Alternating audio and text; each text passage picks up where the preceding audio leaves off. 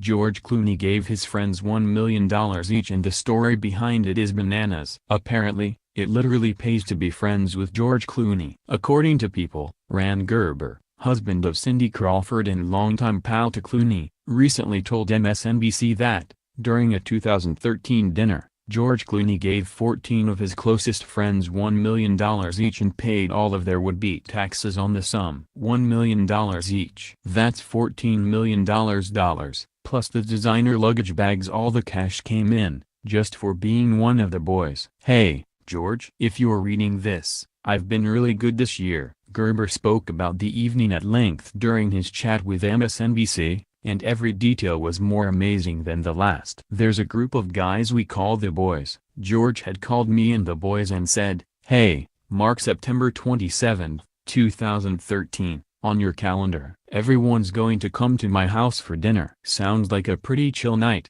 right? Dinner with the dudes, no big deal. Nothing out of the ordinary, if you're the kind of person for whom dinner with Clooney is ordinary, of course. Until they headed to the dinner table and noticed that each place setting includes a black designer bag. According to Gerber, here's what happened next. George begins to say, "Listen, I want you guys to know how much you've meant to me and how much you mean to me in my life. I came to L.A. I slept on your couch. I'm so fortunate in my life to have all of you and I couldn't be where I am today without all of you. So, it was really important to me that while we're still all here together, that I give back. So I want you all to open your suitcases." At this point, an average person might be expecting something along the lines of a personalized thank you note, or, say, a framed photo of the group, or, I don't know, a monogrammed set of luggage packing organizers and some carry-on compliant toiletries at best. But no, this is not your average group of friends, and apparently, Clooney is a way above average gift giver. We open it up, and it's $1 million and $20 bills. Every one of us, 14 of us, got $1 million.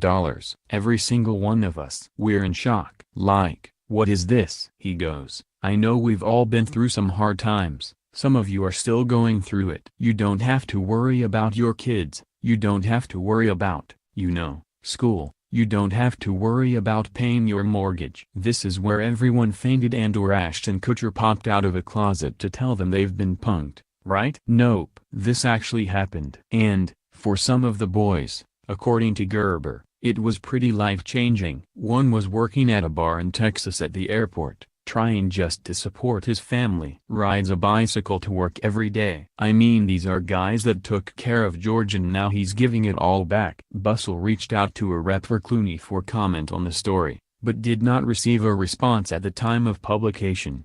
And just in case you needed further proof that being close, or close by, to George Clooney is the gift that keeps on giving, a source told Page Six that, on a recent flight to London where George and wife Amal had their 6-month twins in tow, the couple gifted noise-canceling headphones to their fellow first-class passengers, along with a note apologizing ahead of time for any in-flight disruptions the twins might cause. Even better, the babies didn't make a peep, said the source. Of course, Clooney has long been a giver, perhaps not, at least that the public is aware of, on such personal levels, but a giver nonetheless. The star has contributed funds to countless humanitarian and political causes over the years, and even co-founded a non-profit of his own, Not on Our Watch.